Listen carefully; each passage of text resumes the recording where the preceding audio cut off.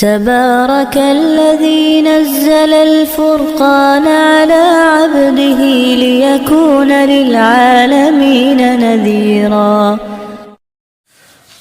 السلام علیکم ورحمۃ اللہ وبرکاتہ. بسم اللہ الرحمن الرحیم. 3 ایسی نیکیاں جس کی کرنے سے اگر ہم ثواب کی نیت سے اور اللہ جل شانہ پر یقین رکھتے ہوئے یہ 3 عمل کریں گے تو اللہ تعالی ہمارے اگلے تمام گناہ معاف کر دے گا. اور اللہ جل شانہ ایسا کریم ہے، غفور ہے، رحمان رحیم ہے. ایک بار گناہ معاف کرنے کے بعد نہ اس کا طعنہ دیتا ہے نہ اس گناہ کو دوبارہ لکھا جاتا ہے، بلکہ نئے سرے سے ہماری زندگی کی شروعات ہوتی ہیں. تو آئیے ہم ان 3 نیکیوں پر عمل کرنے کی نیت کر لیں.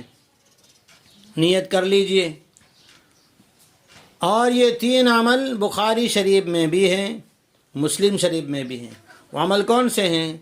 آپ صلی اللہ علیہ وسلم نے فرمایا، جس نے ایمان کے ساتھ یعنی اللہ پر یقین رکھتے ہوئے اور ثواب کی یقین کے ساتھ رمضان کے روزے رکھے، اس کے اگلے گناہ معاف کر دیے جاتے ہیں.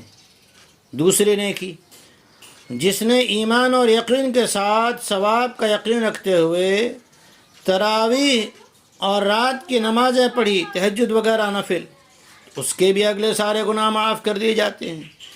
تیسری نیکی وہ ہے جسے ہمیں تلاش کرنا ہے، اور وہ کیا ہے؟ نیت کر لیجئے، کوشش کریں گے انشاءاللہ. اور فرمایا نبی صلی اللہ علیہ وسلم نے، جس نے شب قدر میں قیام کیا، یعنی کھڑا رہا کا مطلب نہیں، قیام کیا معنی رات عبادت میں، دعا میں، ذکر اذکار میں گزاری، اسے یقین بھی ہے اور ثواب کی امید بھی ہے، تو اس کے بھی اگلے سارے گناہ اللہ جل شانہ معاف فرما دیتے ہیں.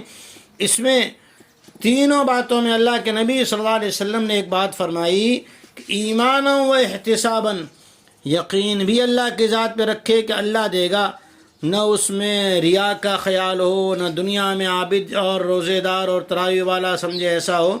دل کی نیت صاف کریں، اللہ ہی سے لینے کی نیت کے ساتھ شروع کیجئے. اللہ تعالیٰ انشاءاللہ ہمیں جو ہے یہ نعمت عطا فرمائے گا.